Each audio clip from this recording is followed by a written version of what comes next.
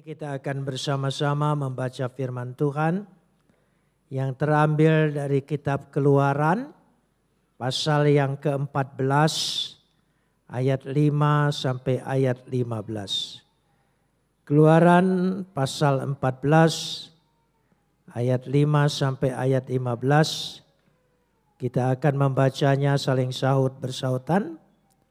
Saya akan awali ayat yang kelima. Jemaat menjawab ayat 6 dan seterusnya saling ganti bergantian sampai tiba pada ayat 15. Ketika diberitahukan kepada Raja Mesir bahwa bangsa itu telah lari, maka berubahlah hati Fir'aun dan pegawai-pegawai terhadap bangsa itu. Dan berkatalah mereka, apakah yang telah kita perbuat ini, bahwa kita membiarkan orang Israel pergi dari perbudakan kita. Ayat 6. Ia membawa 600 kereta yang terpilih. Ya, segala kereta Mesir, masing-masing lengkap dengan perwiranya.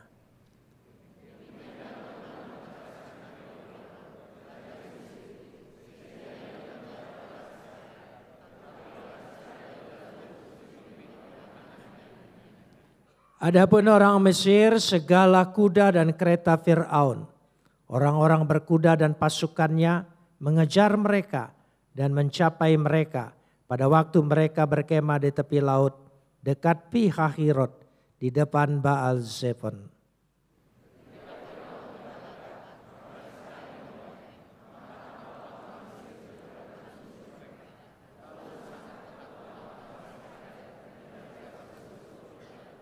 Dan mereka berkata kepada Musa, apa karena tidak ada kuburan di Mesir, bahwa engkau membawa kami untuk mati di padang gurun ini? Apakah yang kau perbuat terhadap kami dengan membawa kami keluar dari Mesir?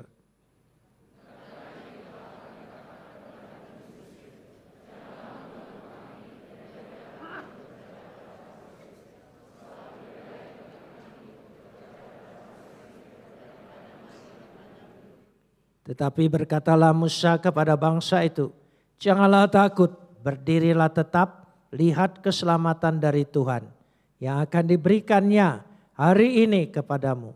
Sebab orang Mesir yang kamu lihat hari ini tidak akan kamu lihat lagi selama-lamanya.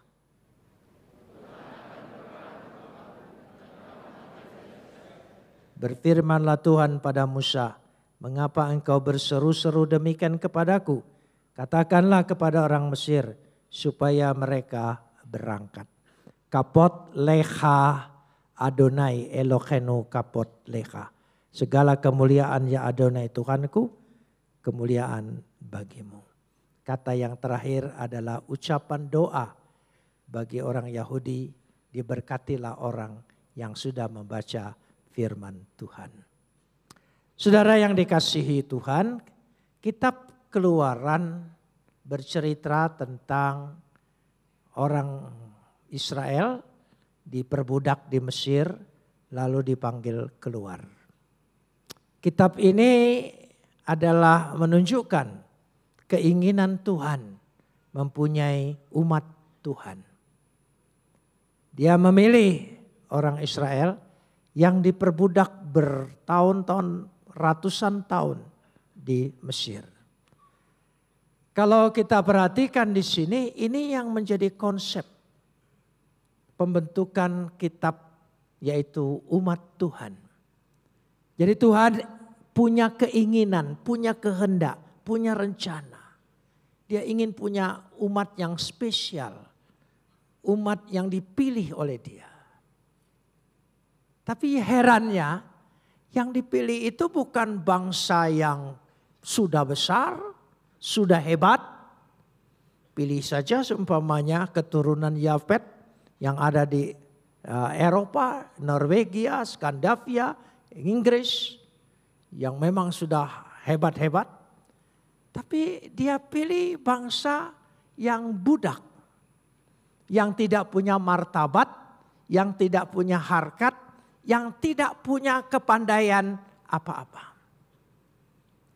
Itulah cara Tuhan ingin menunjukkan bahwa Dia mampu, Dia bekerja, Dia sanggup.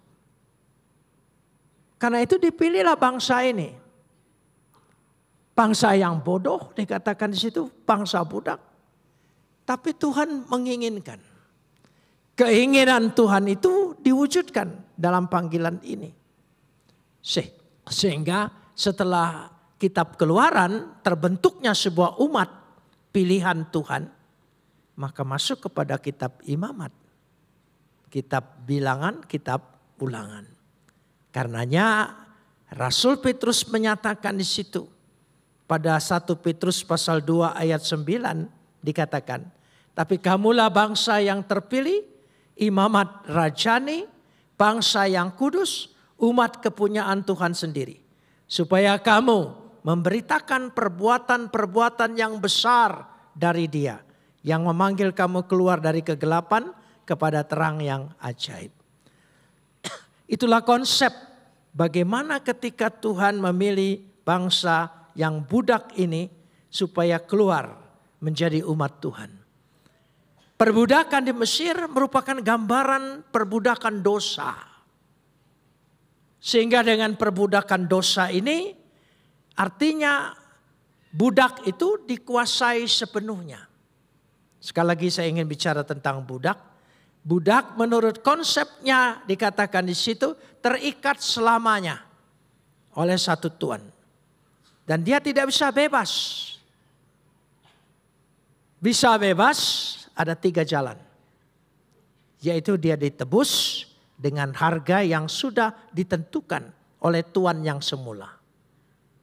Yang kedua, bisa bebas kalau diadopsi menjadi anak. Dia tidak lagi budak tapi anak. Bisa bebas kalau dia perempuan dinikahi menjadi istri. 3 jalan ini kalau kita perhatikan, kita dibebaskan dari budak dosa oleh Yesus. Sudah genap semuanya. Kita ditebus dengan harga yang telah ditentukan. Harga yang telah ditentukan. Itulah penebusan. Dikatakan di situ disebut apolutrosis. Kata apolutrosis kalau kita perhatikan dengan jelas sekali. Membebaskan dengan cara membayar harga yang sudah ditentukan. Kejadian pasal 2 ayat 17. Jika engkau makan buah ini, engkau pasti mati. Harganya adalah kematian. Upah dosa adalah maut. Roma 6 ayat 23. Tapi itu semuanya. Perhatikan saudara.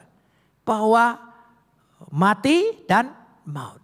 Yesus sudah mati dan menjalani maut untuk menebus kita. Karena itu kita sudah ditebus. Apolutrosis. Penebusan dengan total. Bisa terjadi di dalam kehidupan kita. Sehingga bahwa apa yang terjadi di dalam penebusan ini. Bahwa sungguh-sungguh kita dibebaskan dari dosa kita. Saya ingin tunjukkan. Ketika manusia berdosa, dia diusir dari Taman Eden. Diusir. Siapa yang sanggup membawa kembali ke Taman Eden? Masih ingat ketika Yesus disalib ada 2 penjahat. Yang satu percaya, yang satu tidak. Kepada yang percaya Yesus berkata apa? Hari ini juga engkau bersama-sama dengan aku di Taman Eden. Di Taman Firdaus. Saudara, artinya ketika terusir dari taman itu, hanya satu yang sanggup membawa kita kembali ke dalam taman itu kembali. Itulah Yesus. Itulah tugasnya. Yesus sudah menebus kita, membebaskan kita. Kematian sudah dibayar oleh Dia, maut sudah dijalani oleh Dia.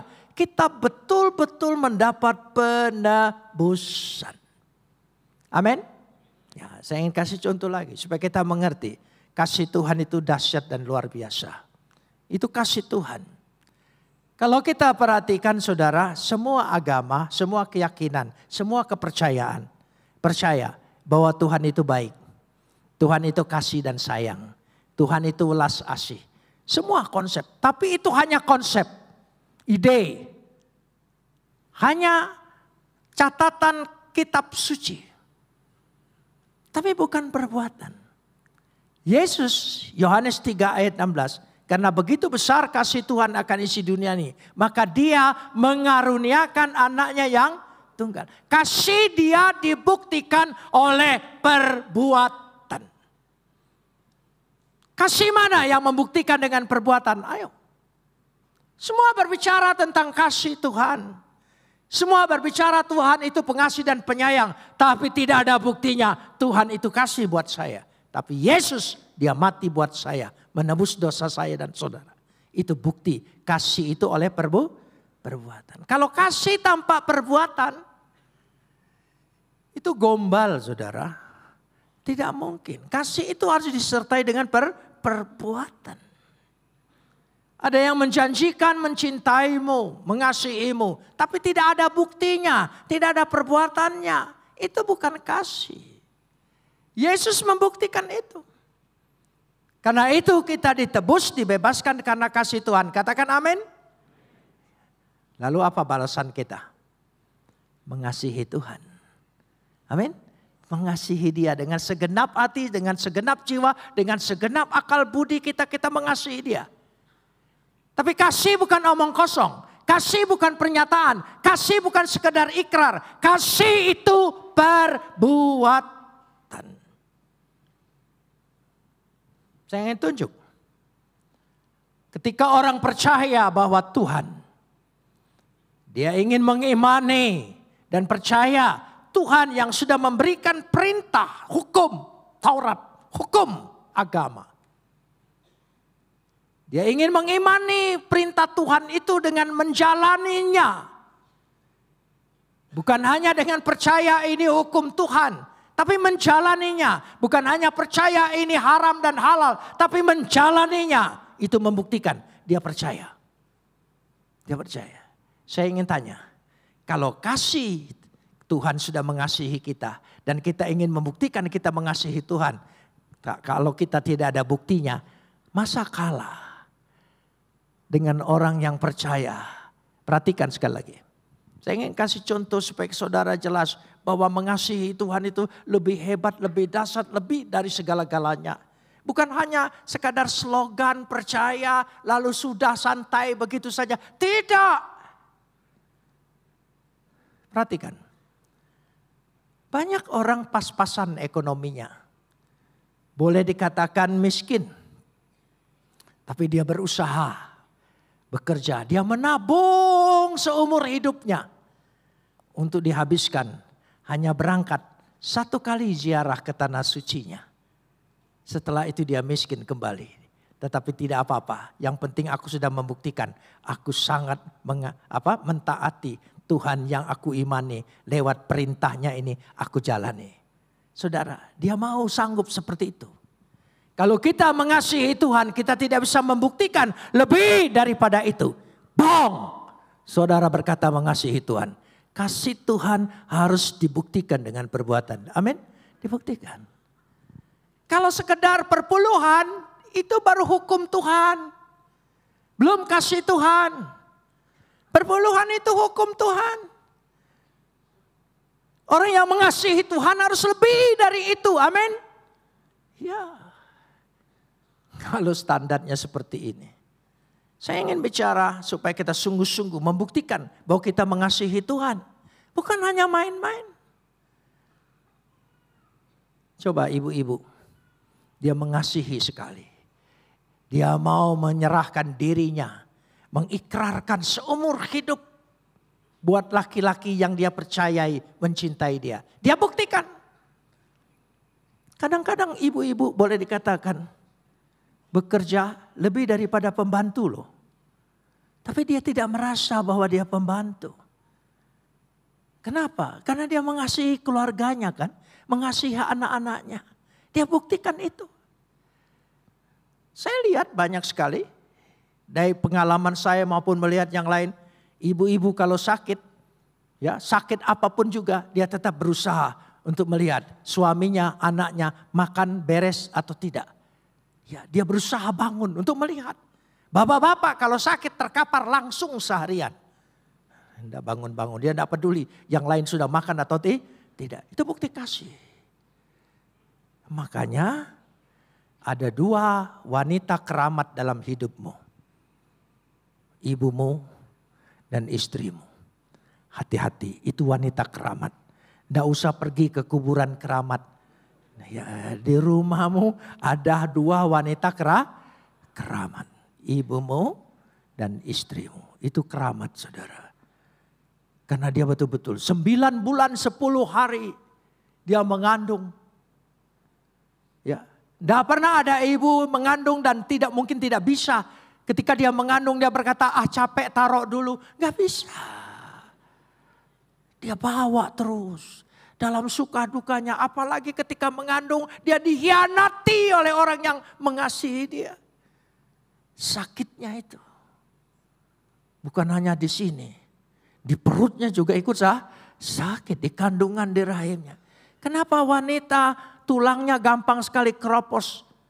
Ya, karena kalsiumnya terambil buat anaknya. Utang kalsiummu dengan ibumu belum terbayar sampai hari ini. Itu wanita keramat, hati-hati. Kasihi dia, amin. Jangan-jangan masalah yang ada terjadi dalam kehidupan kita.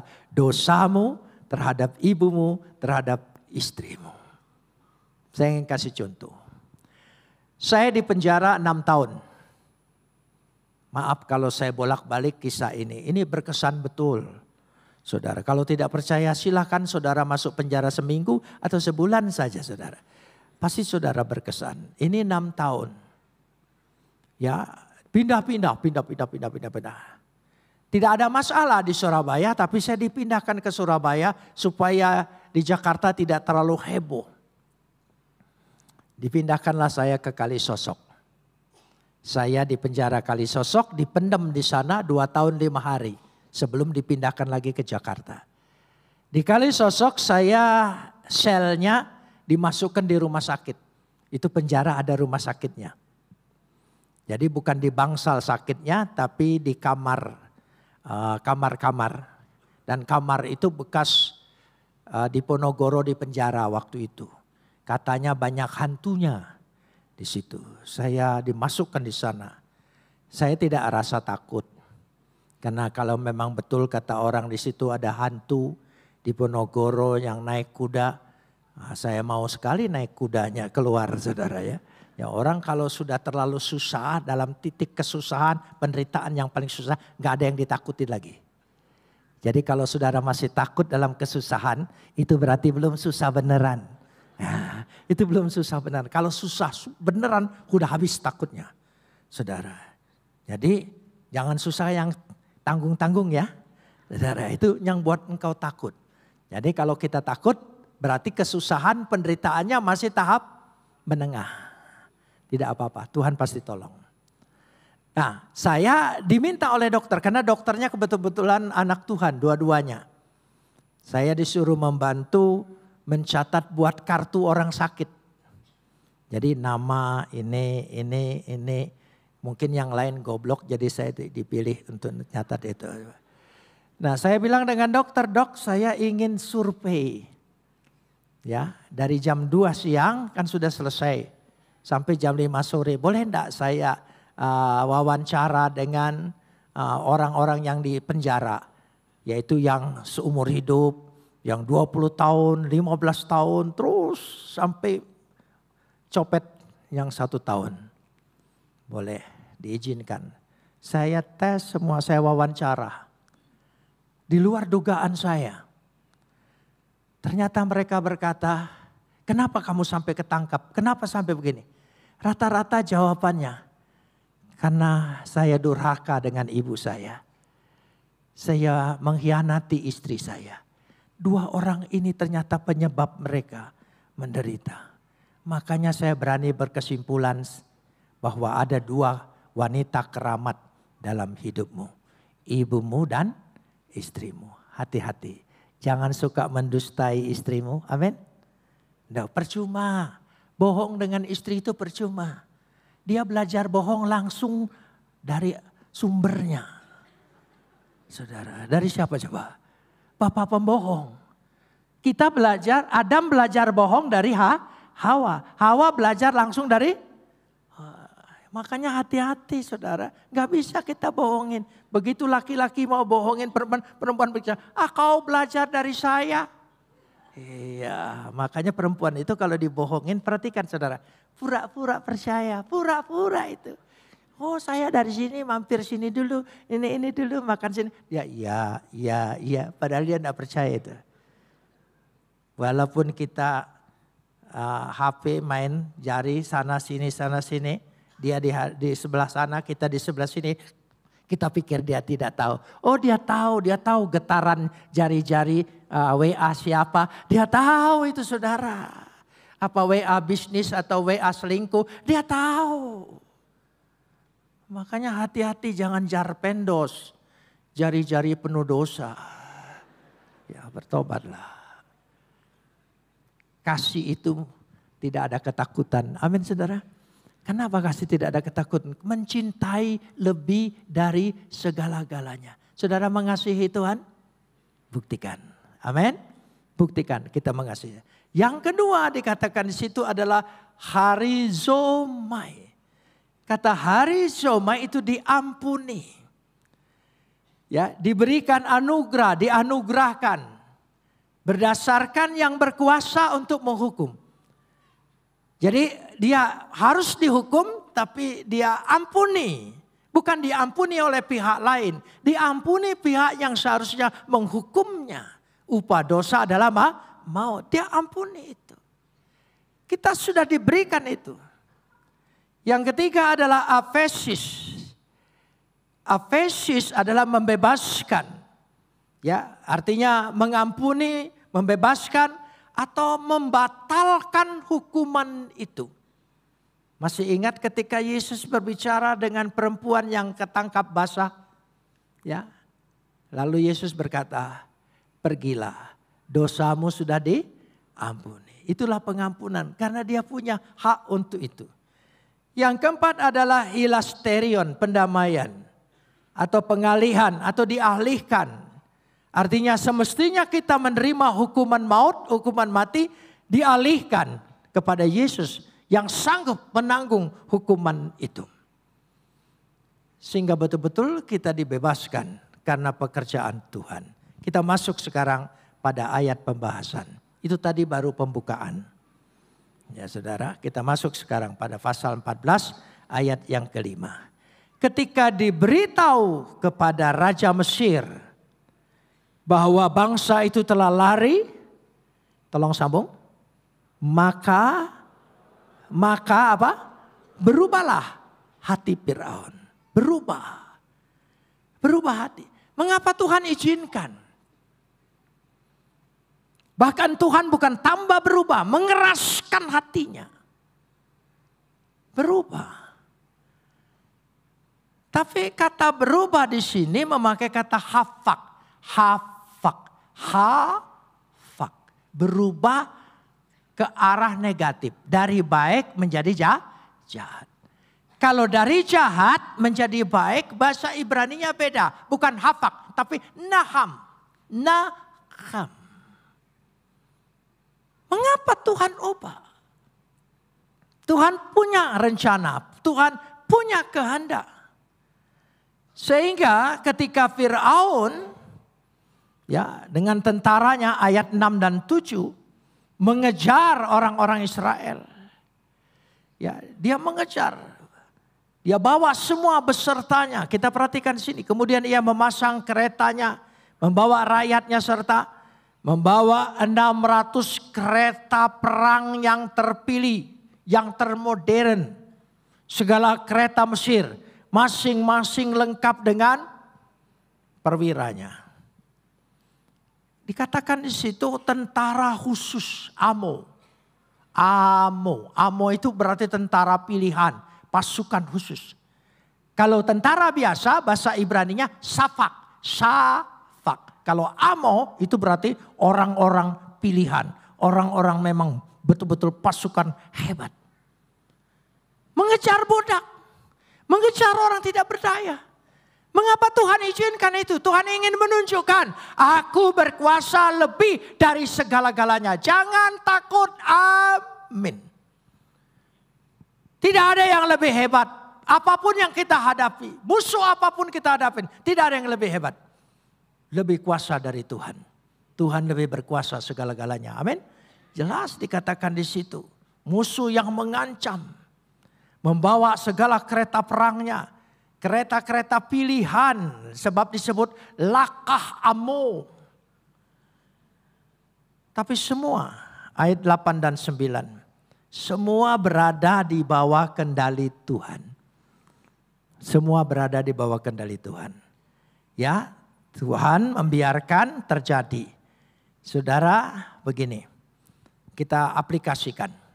Jika ada masalah dalam hidupmu, problem, penderitaan, dan seolah-olah engkau tidak sanggup.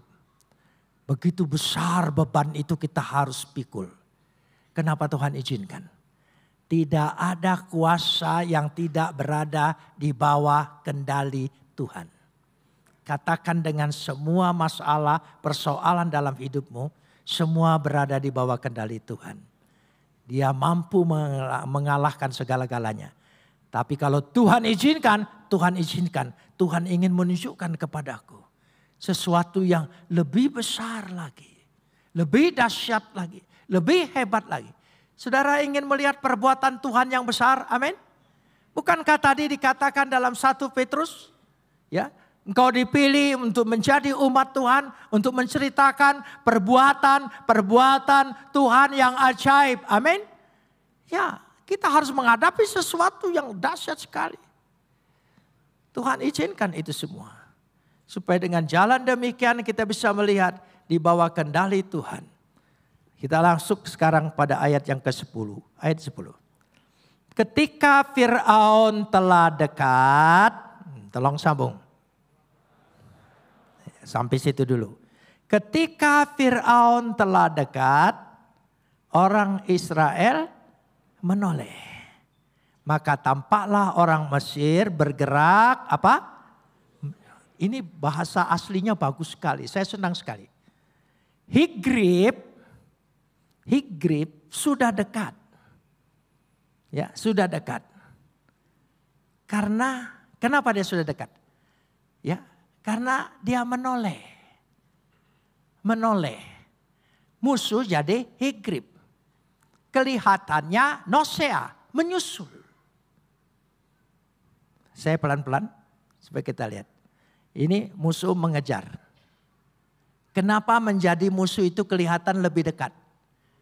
Karena menoleh. Begitu menoleh, maka dia kelihatan lebih dekat. Tapi kalau dia tidak menoleh, sebetulnya jauh. Kesalahan kita selalu kita ingin menoleh. Menoleh masa lalumu, menoleh kegagalanmu.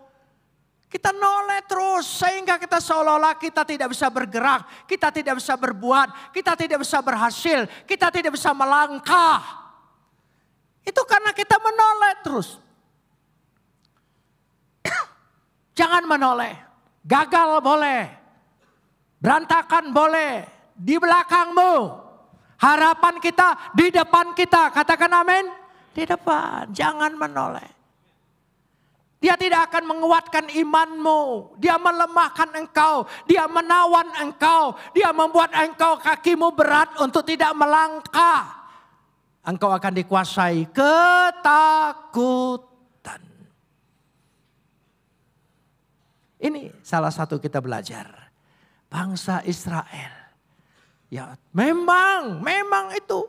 Nanti Tuhan akan bicara. Urusan belakang urusanku. Aku akan menggantikan engkau berperang. Yang penting engkau maju. Amin. Itu. Kita ingin nolong Tuhan. Repot-repot. Tuhan itu lebih besar. Saudara, lihat mujizat Tuhan di depan, jangan di belakang. Amin. Kalau di belakang selalu saudara tanya kapan. Kok itu lebih besar, lebih hebat, lebih segalanya. Karena itu perhatikan yang ke-10. Ayat yang ke-10, masih ayat 10. Ya, lalu sangat ketakutanlah orang Israel dan mereka berseru-seru kepada Tuhan. Mereka bukan berdoa, mereka bersungut-sungut, mereka teriak-teriak ketakutan. Mestinya mereka berdoa, makanya ditegur. Kenapa engkau berseru-seru demikian? Kenapa engkau seperti ketakutan demikian? Bukankah aku berkata, aku akan menggantikan engkau berperang melawan itu semua. Tuhan akan gantikan itu. Sehingga dikatakan mereka sangat ketakutan. Mereka berseru-seru dalam ketakutan seperti itu. Lalu kepanikan muncul. Mulai panik. Perhatikan ayat 11 dan 12. Kalau sudah panik, bersungut-sungut, saling menyalahkan. Mulai cari-cari kambing hitam. Ya, begitu juga di keluarga. Kalau keluarga kita menghadapi banyak masalah, lalu mulai kita katakan itulah kau. Kamu tidak dengar omongan saya 2 hari dulu sudah nasihati. Jangan percaya orang itu, jangan berteman dengan orang itu. Tapi kamu masih bandel, terus saja. Ya, gak usah. Lebih baik berdoa. Pasti beroleh jalan keluar, amin. Sudah, semua orang pernah salah dalam melangkah. Karena kita ini belum punya pengalaman hidup. Kecuali engkau inkarnasi yang pernah hidup. Tidak apa-apa. Kita kan belum punya pengalaman. Ya. Setiap tahun umurmu tambah, pengalaman belum lagi. Belum. Saya belum pernah merasakan umur 80. Tapi saya sedang menjalani umur 77. Ya, nanti belum. Yang belum. Pasti ada sesuatu. Karena itu kita serahkan pada Tuhan. Supaya Tuhan menolong kita. Sekali-kali. Bersungut-sungut, saling menyalahkan dalam keluarga. Jika terjadi masalah dalam keluargamu, usahamu, mata pencarianmu tidak memberikan jalan keluar. Malahan semua ingin saling menyalahkan. Amin. Mari kita sungguh-sungguh supaya tidak saling menyalahkan. Berdoa bersama-sama. Tuhan pasti berkati. Itu tadi. Tapi ngaku. Jangan bohongin istrimu. Amin. Itu penting, itu wanita keramat. Sebab firman Tuhan jadi manusia dilahirkan oleh seorang wanita, bukan laki-laki. Ya, Maria namanya. Itu firman Tuhan.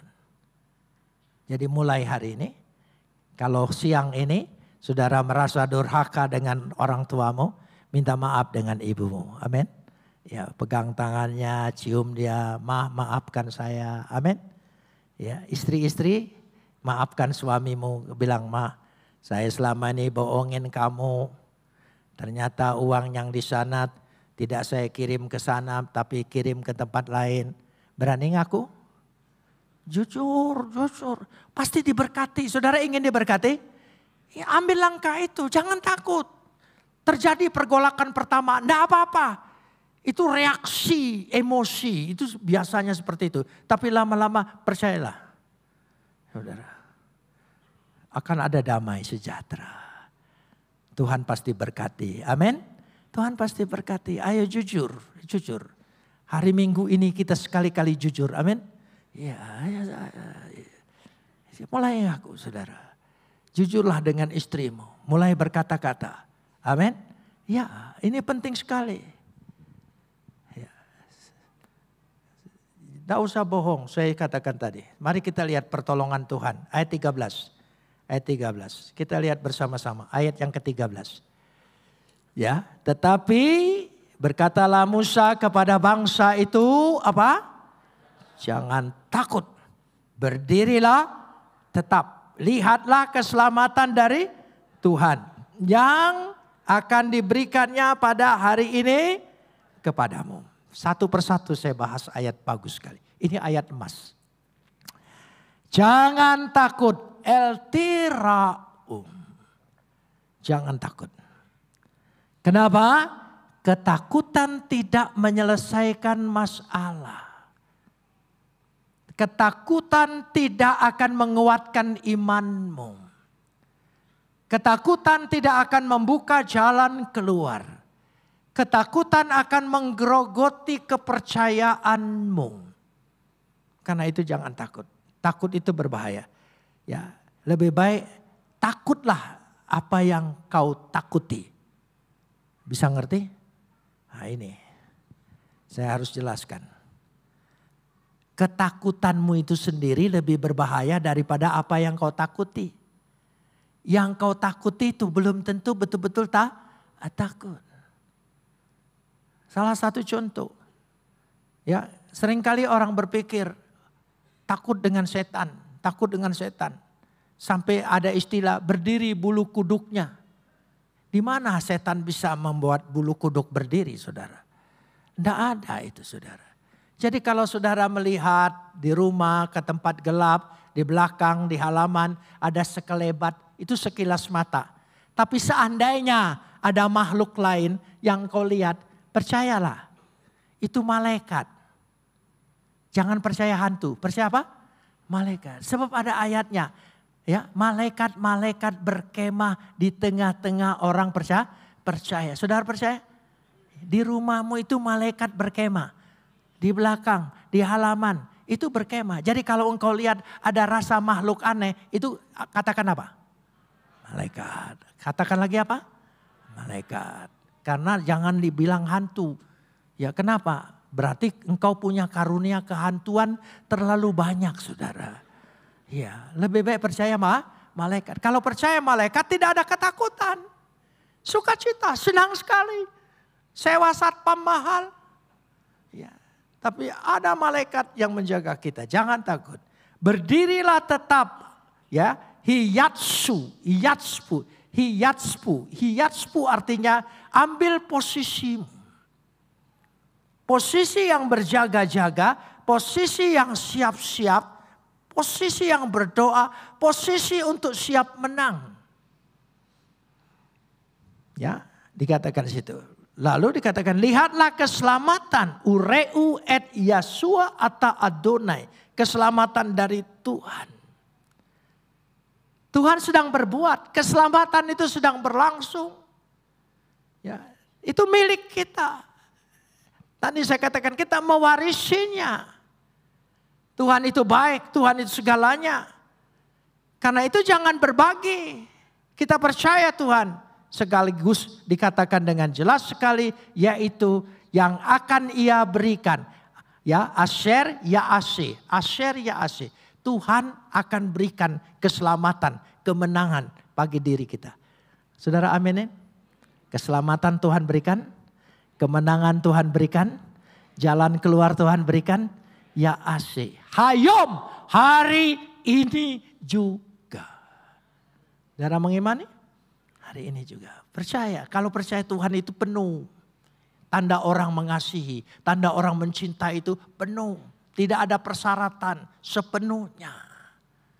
Saya kasih contoh begini.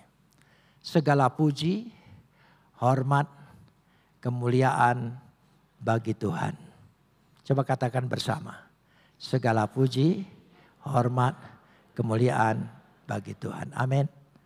Ya, seperti akhir doa Bapa kami. Lepaskanlah kami daripada yang jahat, karena Engkaulah yang punya kerajaan dan kuasa dan kemuliaan sampai selama-lamanya. Saya ulangi, segala puji dan hormat dan kemuliaan hanya bagi Tuhan. Amin. Coba ucapkan bersama.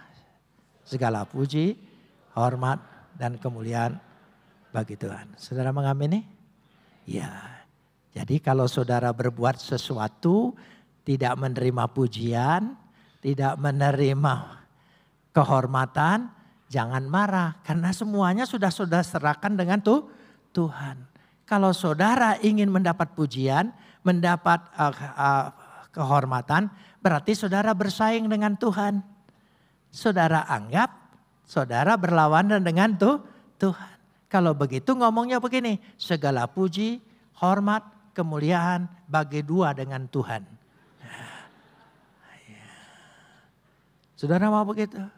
Makanya kalau saudara melayani di gereja ini, melayani pekerjaan Tuhan, tanpa penghargaan, tanpa dihormati orang, bahkan sebaliknya engkau terima, engkau bersyukur. Itu artinya apa yang kau buat hanya bagi Tuhan. Amin. Iya, itu. Saya selalu begitu. Selesai khotbah kalau ada orang yang ngomong, oh khotbah Bapak tadi bagus sekali. Suara setan. Aku sudah buat dia semuanya. Tidak ada bagianku. Kalau bagianku dihina orang, itu tandanya semua sudah saya berikan kepada Tuhan. Amin. Jadi sekali lagi, kalau saudara melayani tidak dihargai orang, saudara bersyukur. Terima kasih Tuhan. Ini tandanya semua sudah aku buat untuk Tuhan. Kalau saudara masih ngarep-ngarep, gembala sidang memujimu, kau bagi dua dengan Tuhannya. Nah, jadi segala sesuatu hanya bagi dia, kepadanya. Lahem hayom, hari ini juga. Karena itu ayat 14, kita lanjutkan ayat 14. Mari kita masuk pada ayat yang ke-14. Ya, ayat 14. Tuhan akan berperang untuk kamu. Tolong sambung. Coba perhatikan benar-benar. Tuhan akan berperang untuk kamu. Dan kamu diam saja. Nah, lanjutkan ayat 15. Coba mulai kita berpikir. Berfirmanlah Tuhan kepada Musa. Mengapa engkau berseru-seru demikian kepadaku? Katakanlah kepada orang Israel. Katanya suruh diam. Kemudian suruh berangkat. Yang mana ini? Maksudnya diam urusan belakang. Makanya jangan menoleh, jangan segala itu. Urusan belakang kamu diam saja. Aku akan mengganti engkau untuk berperang. Yang di belakang Tuhan bereskan. Yang penting engkau melangkah maju bergerak ke depan. Ambil masa depan bagimu. Katakan amin. Itu maksudnya. Diam urusan belakang. Tidak usah noleh-noleh. Amin. Tuhan bereskan itu semua. Ya, pergi. Bergerak, maju. Saudara mengamini ayat ini? Ya, ini menjadi bagian kita. Apapun masalahmu, apapun persoalanmu, jangan takut. Tuhan berkati kita.